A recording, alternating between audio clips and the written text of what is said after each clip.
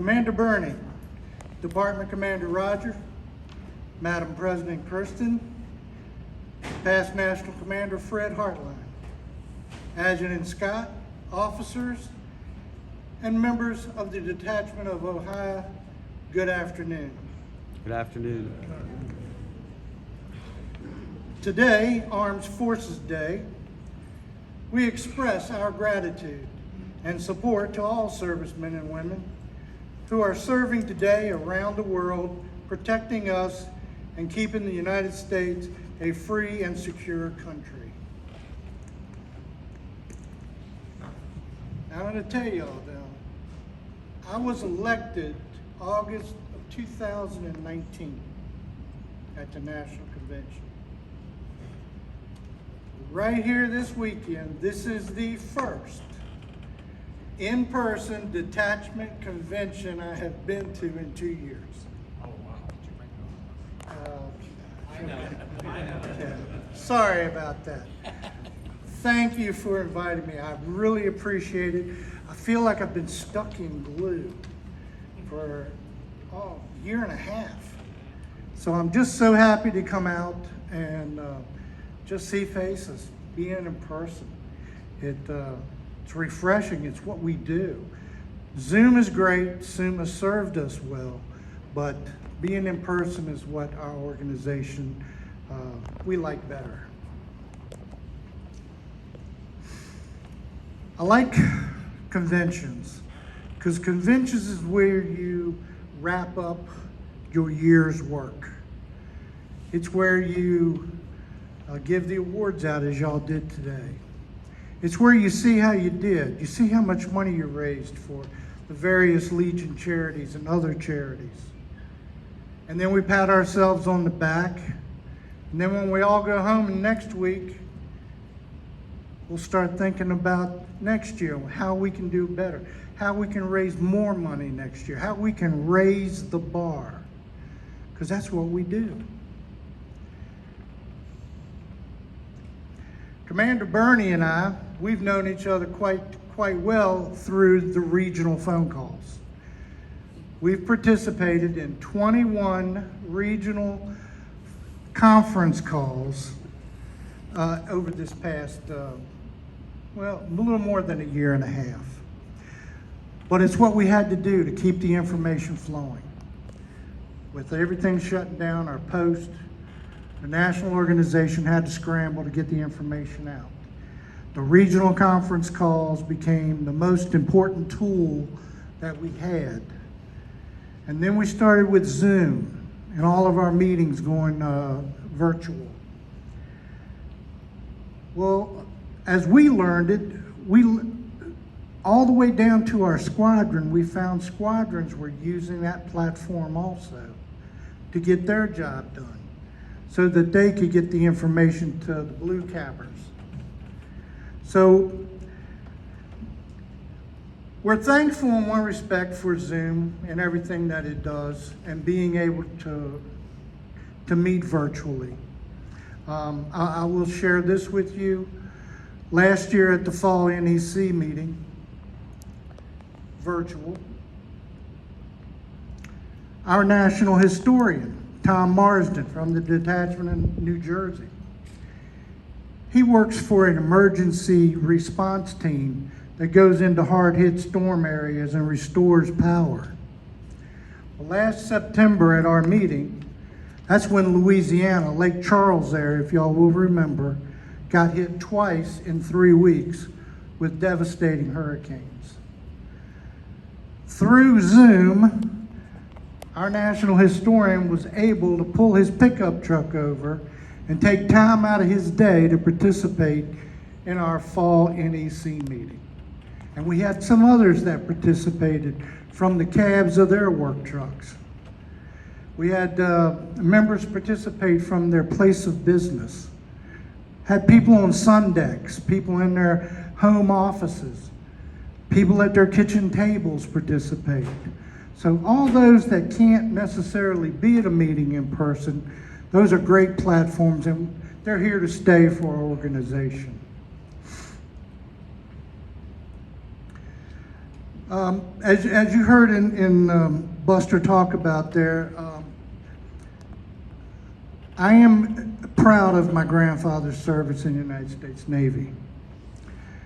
And just as proud, I am proud of my grandmother being a lathe operator in a torpedo factory while her husband and brothers are serving. Just, I can't imagine. They didn't have the kind of communication that we have today. So I can only imagine what that poor lady went through during those years. But my theme this year is serving those who served, full steam ahead. Serving those who served, I think, sums up exactly what each of us does. Whether it's for the children of veterans or for the veterans themselves, each of us, we serve those who served. And full steam ahead was in honor of my grandfather for his service in the Navy. Some things we have to go over. Membership. I was glad to hear that patience is the word on my Legion. I think the logjam is about to break, judging by the email that we received last night. Indications are hopefully in the next few weeks, things will move and problems will be solved for you. How many of you have heard of Training Tuesday? Okay. Training Tuesday, May 25th, coming up at 7 p.m. Eastern Standard Time, the American Legion Training Tuesday will cover everything to do with my Legion. Please log on. You just go to American Legion and Training Tuesday, and then when you drive down, there'll be a link. You click on it, and it will take you right to Training Tuesday, that session. It's about a 60 to 90 minute session. Now, if you cannot participate, that will be recorded and you can at least access it when you can have time to access it if you can't be on Tuesday night. But please pass that along to your squadrons because that could benefit each one of them. Training Tuesday. The squadron data reports, it's required. You have to do it. All of your squadrons have to do it. Just like all of our American Legion posts have to do their post data reports. The Sons of the American Legion now have to do it. And they're going to have to do it every year from now, just like the American Legion posts do. So please help those squadrons if they need help filling that out, help them with that so that it can be done. Another important aspect of my year as we're coming out of this pandemic, that's recognition.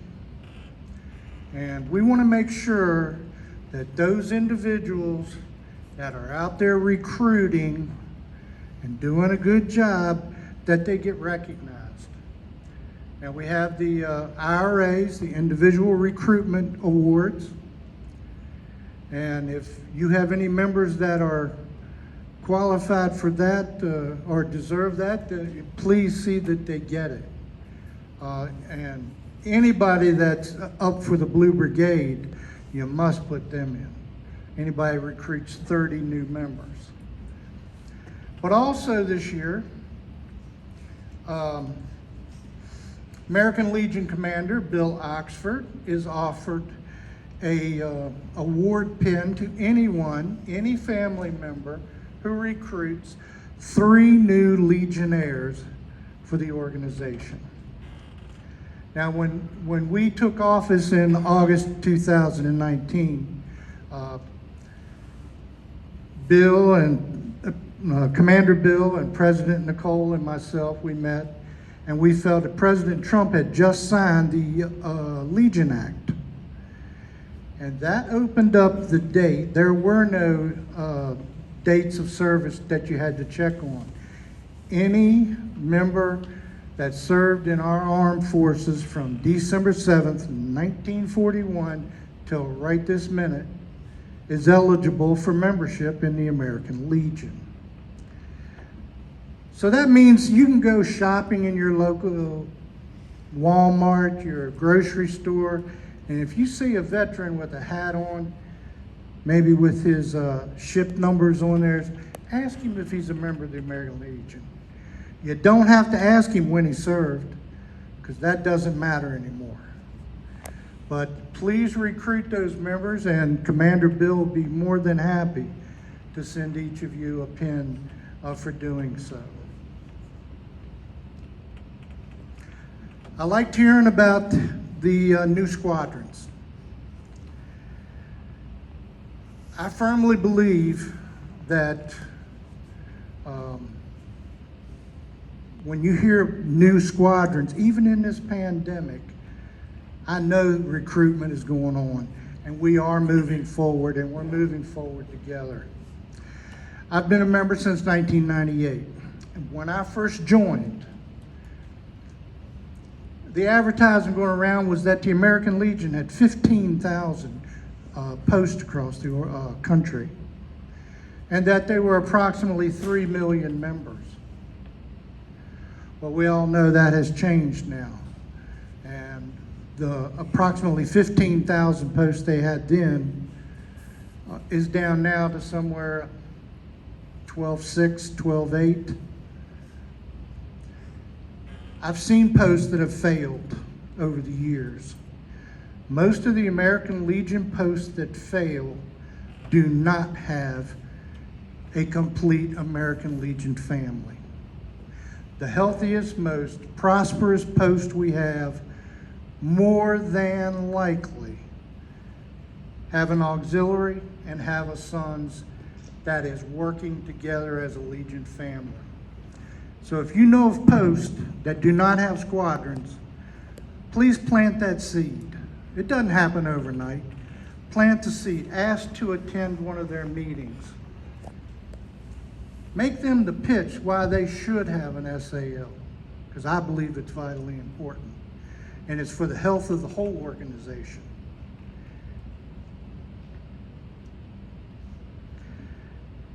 But right now, as we're closing out our year, our 2022 cards will be coming out the 1st of July. And at this time of the year, renewals become more difficult to get. The only thing that works is person-to-person contact at this point. You've done sent all the renewal notices to them. You've done emailed them. They still haven't responded. The only thing that'll work is person-to-person contact. You gotta pick up the phone and you gotta call him. And you gotta find out if there's anything that we can do for him.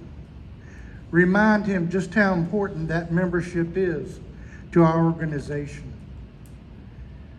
Those buddy checks work for the American Legion. They work for the sons of the American Legion, I promise you.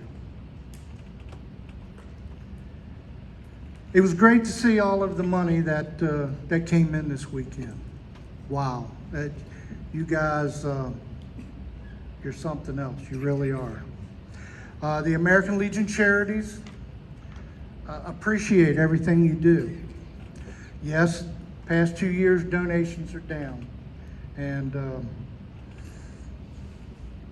as Sandy sort of gave you an outline of what the foundation does. I was present also with the selection of those grants.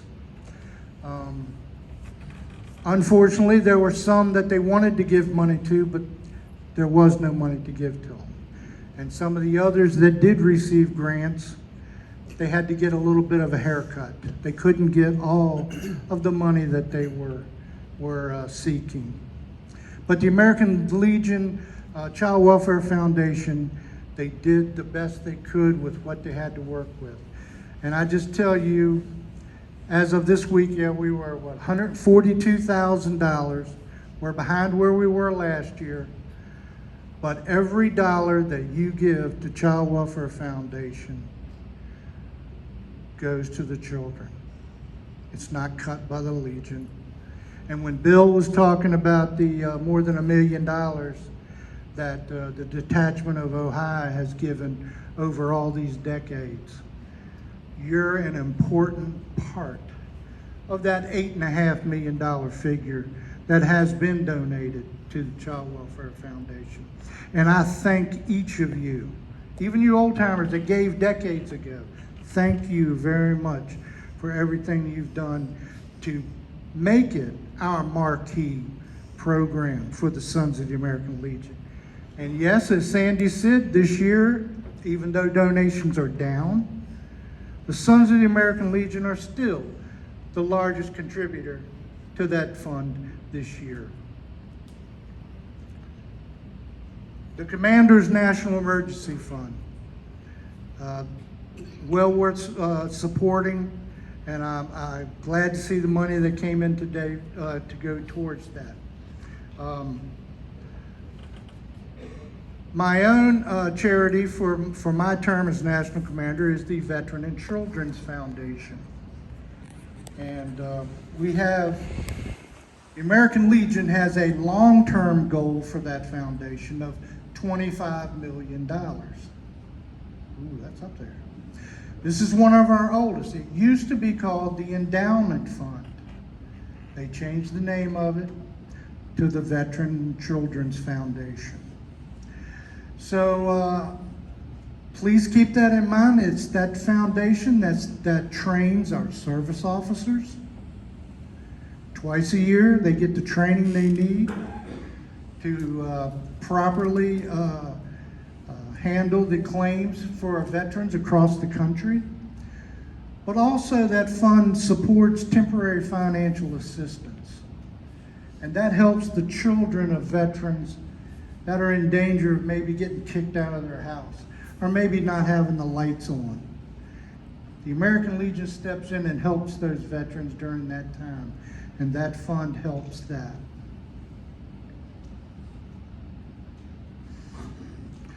Legislatively, I heard the report, very good report. But the George B. Evans Grassroots Lobbyist of the Year, we need submissions, and you have up until July to find that person in your detachment that qualifies for that. Please send it in. Let's recognize that individual that has done the work, that has gotten the information out on the legislative matters. The other thing that you heard earlier in one of the reports was voter voice. It is the easiest thing in the world to sign up for. Takes 30, 40 seconds. That's all it takes. But what voter voice does, it gets you the legislative priority alerts from the American Legion. When the American Legion sends out that a certain House resolution or a Senate bill is coming up, they let you know. And when they ask for your support, it will also prompt you to go to your legislator to ask them to support this House bill or that Senate bill. This, gentlemen, is the easiest thing that we as Sons of the American Legion can do for the American Legion. And that is lend our voice with theirs to get this legislation priorities through year after year. And it is so easy. You can do it from your house.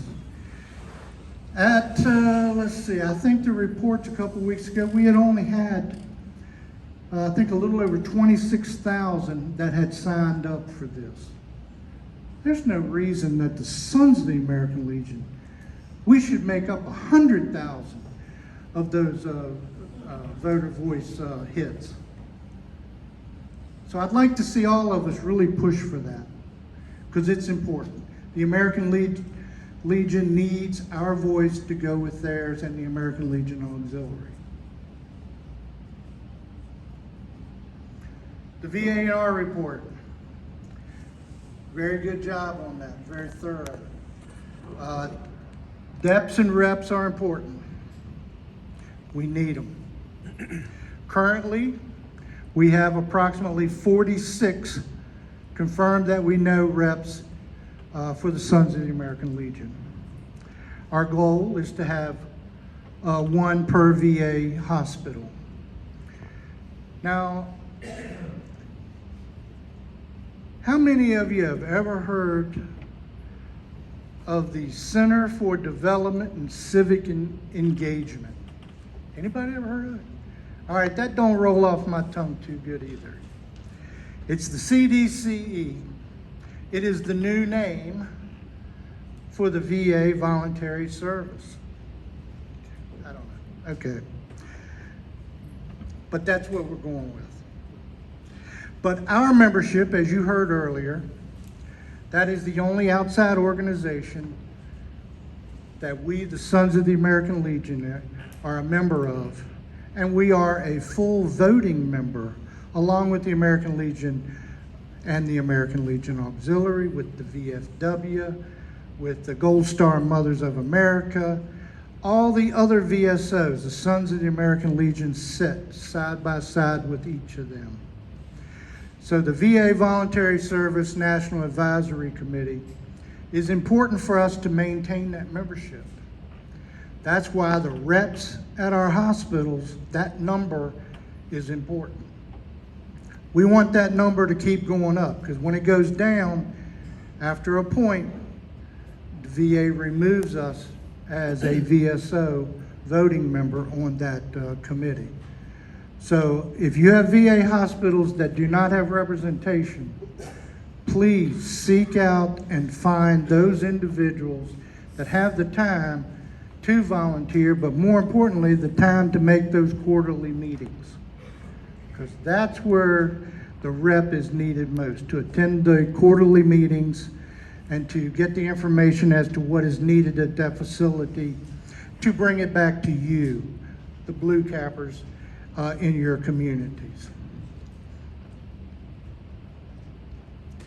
Now I've got some very good news along the VA front to announce, and we'll hear more about this at National Convention. But this year, the VA Voluntary Service National Advisory Committee, all the VSOs send in a recommendation to represent their organization as the male volunteer of the year or the female volunteer of the year. This year, gentlemen, I am proud to announce for the first time the Sons of the American Legion have won that award, Male Volunteer of the Year for VA Voluntary Service National Advisory Committee, against all other VSOs, including the American Legion. How happy is that? His name is Gabe Cinquagrana. He is out of the Detachment of New York. He serves at the Canandaigua VA facility there, and we're so proud of Gabe. He is also a past Charles B. Rigsby recipient. So we're proud of this, and we hope good things more for the Sons of the American Legion in the future as this recognition comes in for us.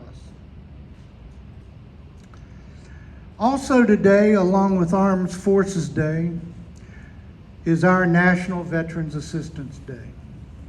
Now this was started, many of you know, past National Commander Ray Gill from the Detachment of Indiana. He started this approximately 2007. Now we've been doing this every year since, and it's on our consolidated reports. So Bill was kind of adding up all the hours. Please put it down, because if we're here supporting a veteran, then we are supporting National Veterans Assistance Day. But I do like past National Commander Counts. He always would say, every day is Veterans Day. I like that saying. But anyway, please do all you can for that. Another initiative that is currently going on where we need your help, public media and communication. Right now, they are putting together a campaign to recruit and retain our younger members. It's part of the strategic plan. And where we need your help is we need to know what's working at your squadron with the younger members. If your program is working, whatever is working, keeping them younger members active and interested at your squadron, public media and communications needs to know. You don't have to write an article, just a brief description, a synopsis of what you have going. So we can compare it with other people, other squadrons across the organization. And maybe in the future we can better serve the needs of our younger members. But please have your squadrons submit to this and help us be a part of this, developing this campaign. I know Buster, he would be able to help get the information to public media if you need help. I'm certain he will. National Convention, you heard the whole layout there. It's going to be a safe one. It's going to be somewhat restrictive. It's not going to be a show up and come one, come all, like in years past. You will have to be registered in advance through your department to be allowed into the convention floor. Now, the Sons of the American Legion, to make sure that we are safe, we have secured twice the amount of square footage that a normal convention of the Sons of the American Legion would have. That way we can spread out even more and distance ourselves. But every effort is being made to make this the safest convention we've ever had. Now, you heard about our second annual youth room. Some of the activities that are being planned right now are a trip to a local museum. We're hoping to have a drone exhibition from the Army Reserve there. We're working on that. And we want to teach the young members how to lower a flag, how to fold it, how to give it proper respect. So flag etiquette's going to be taught. And so we're looking forward to the second annual Children and Youth Room at National Convention. But what we're most important, sir, Mr. Commander, is we want to attract the younger veterans that have families that are just now starting. We want them to know that there's something at National Convention for the whole Legion family. That's our ultimate goal there. So hopefully younger veterans will want to participate also. The last thing I have to go over, and you heard much of it, is reporting. Last year was dismal. The American Legion came to me and said, "This is unacceptable, we must do better." We were down to 12%. 12% reporting. We can't do that. Not when the American Legion is running a roughly 70% or more. We've got to do better. You have to reach out to your squadrons and see that they report. Not just prior to this. See, they can report up until the middle of July. So even though they may not have reported to be in for your awards, those squadrons that just blew it off and didn't do it, please try and get them to report and send it in. My goal this year is 3,000 squadrons. That's approximately half of our organization. It should be easy. That should be easy. But I can't do it without your help, and each one of you have to go back to your districts and make contact with your squadrons, see those that didn't report, because every squadron did something, even in this downturn. They did something. They may not have raised the money they have in years past or volunteered the number of hours they did in years past, but they did something. And I know that they were talking about a lot of service at the post. I know squadrons all across this country that have had to help the American Legion just keep the doors open and the lights on. They've helped with money to pay the electric bills, They've helped with maintenance costs around the post. They've done what they can. Those things need to be reported, our service. So don't brush that under a rug. That needs to be resorted. Anything that our squadrons do for any outside organization in our community, whether it's the police department or the fire and rescue squad, please report all that activity, whether it's dollars or whether it's hours of service. But every squadron has done something. Please, every squadron did something. And I'll put out a challenge to Bill. He talked about the new squadron. Before May 31st, let's get that new squadron to donate $20 to CWF. And then let's have that brand new squadron make their very first consolidated squadron report. How about that? I would love, and then I will announce that at National Convention. If you'll do that. A brand new squadron starting out the gate reporting.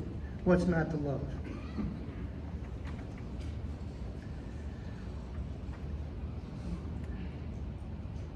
I want to thank some people today. Commander Bernie, thank you for the invitation, sir, and your friendship. And we've called each other many times and talked about many things. Thank you, sir, for everything you've done for me this past 2 years, nearly. Adjutant Scott Thornton. Oh my God, let me tell you guys, a lifesaver. He helped more behind the scenes than you will ever know, putting on our fall and spring NEC meetings. He does the script, he makes the corrections. It's a massive task that man takes on, and the organization thanks you, Scott, for everything you do. I truly thank you, sir. It was great to have my picture taken with past National Commander Fred Hartline. I loved it. That will be one that I will treasure, having that picture. Sorry Bob McBride couldn't be here. Him and I spoke on the phone last night. He told me to say hello to everybody, but he is at the beach enjoying himself right now. And he said he didn't care if the gas got to the gas stations or not. He said, I don't care. I said, all right. He was happy where he was. But anyway, Bob has been a big help to me over the years in rising up to this point. It was great seeing Randy Eicher. We've known each other for so many years. And he served the organization with honor and distinction and was always a good friend to the Detachment of Virginia. Bill Towns. We've known each other for decades. And Bill's always been a friend, always been willing to share advice, his knowledge, a mentor to help me get to this point. And Bill, I thank you for everything you have done, sir, over the years. You've got a tremendous star in Jeff Variable. That newsletter is the best that we have in the organization. It is read by so many outside of the detachment of Ohio and the Central region. Great job, Jeff, and we certainly look forward to him being National Vice Commander with even greater things to come. So thank you, sir, and thank you for everything you've done for membership for my term. Thank you.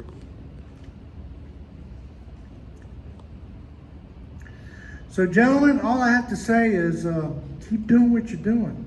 You're one of the big five. You move the organization when you make donations, when you volunteer hours. Ohio moves the organization.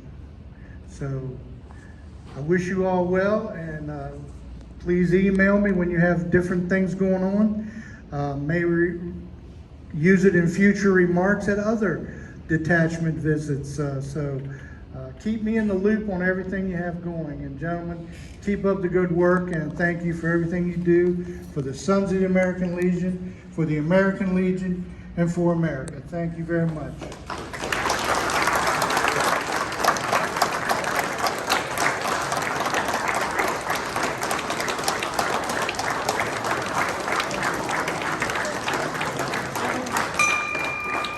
Please be seated.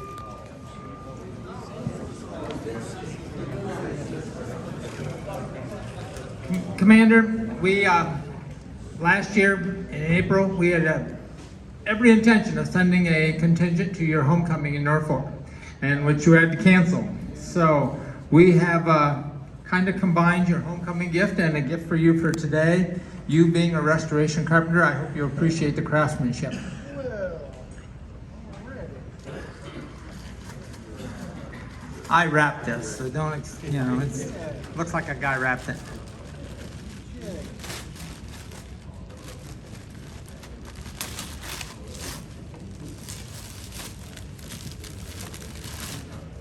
I left my pocket knife home.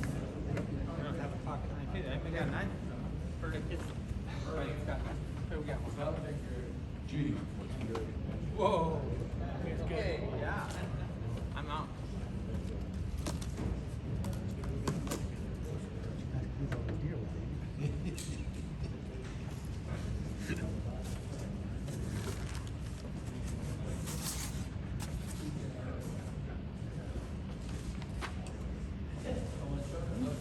Paper.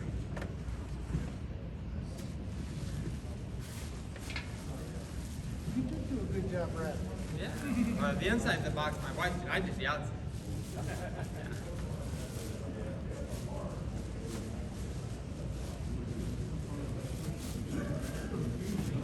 I need some help here, Commander.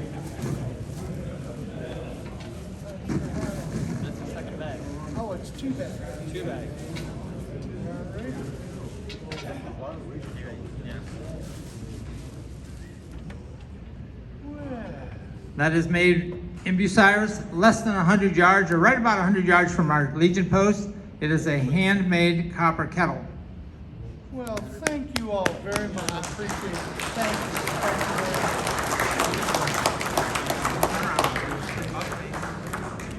Thank you very much. I wasn't thinking chili, I was thinking donations. There you go, that'll work. Salvation Army might not have nothing on me. Thank you all very much. I do appreciate it.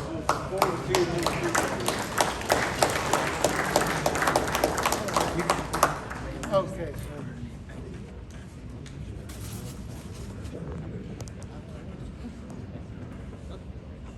Look at it.